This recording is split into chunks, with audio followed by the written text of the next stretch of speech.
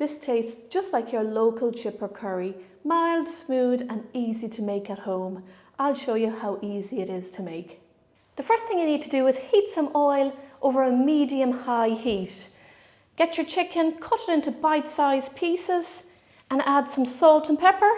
I use chicken thigh, I just find there's more flavour of them. And the great thing about chicken thighs, you can buy them without the bone and the skin on them, so they're so easy just to chop them up, and they're a little bit cheaper than the breasted chicken too, but you can use the breasted chicken, no problem. So we're going to get our chicken in there.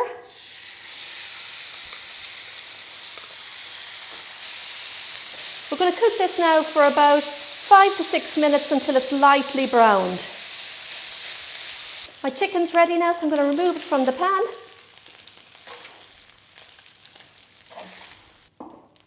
And set it to one side. I'm going to cook one onion now, sliced onion.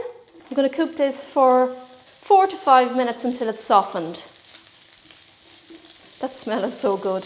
Nothing like the smell of an onion. The onions are ready, so we're going to remove them from the pan and put them in with our chicken.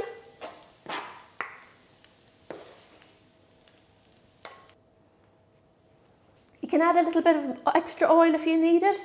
And I've got one finely chopped onion here. We're going to make the sauce now. We're going to fry this gently for about 8 to 10 minutes. Just make sure not to burn it, so stir it often. Add in the garlic, 1 garlic clove finely chopped. We're going to cook this together for a minute. Perfect. In goes a tablespoon of plain flour. This will help thicken the curry sauce. I'm going to cook this for 2 minutes. I'm going to add 2 teaspoons of curry powder. It's a mild curry powder I use. And half a teaspoon of turmeric. When you have the sauce made, you can taste it and add a little more if you want, or add some at the very end. So I'm going to cook this just for a couple of seconds. I've got half a teaspoon of garlic powder as well. That's optional. Okay, in goes chicken stock. 400 mils, a teaspoon of sugar, a teaspoon of light soy sauce,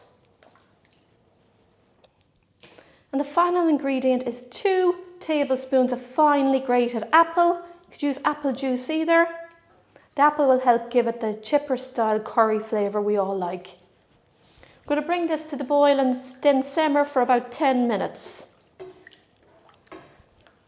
My curry sauce is ready now, a little bit thick, so I'm going to add some water to it.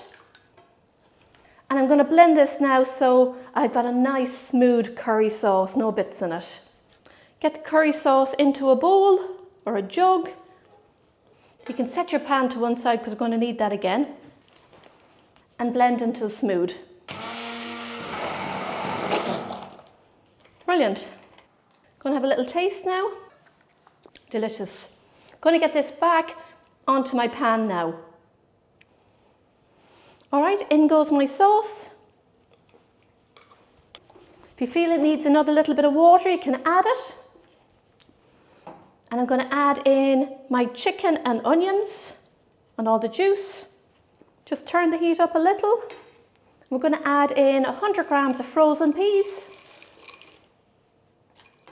We're going to bring the curry now to the boil and then simmer it for about 10 minutes. Looks gorgeous, doesn't it? It's starting to look like our Irish style chicken curry. Delicious. What I like to do at the end is just put a little knob of butter. Gives a little bit of richness and makes it nice and glossy.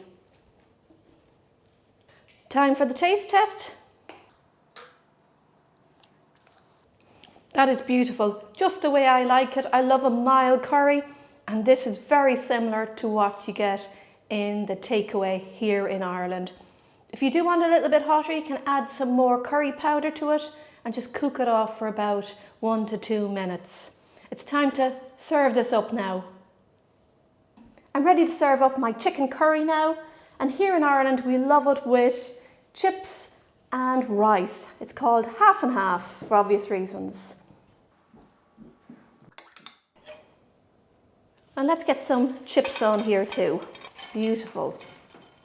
And some of this gorgeous chicken curry, my Irish takeaway style chicken curry, beautiful, yum.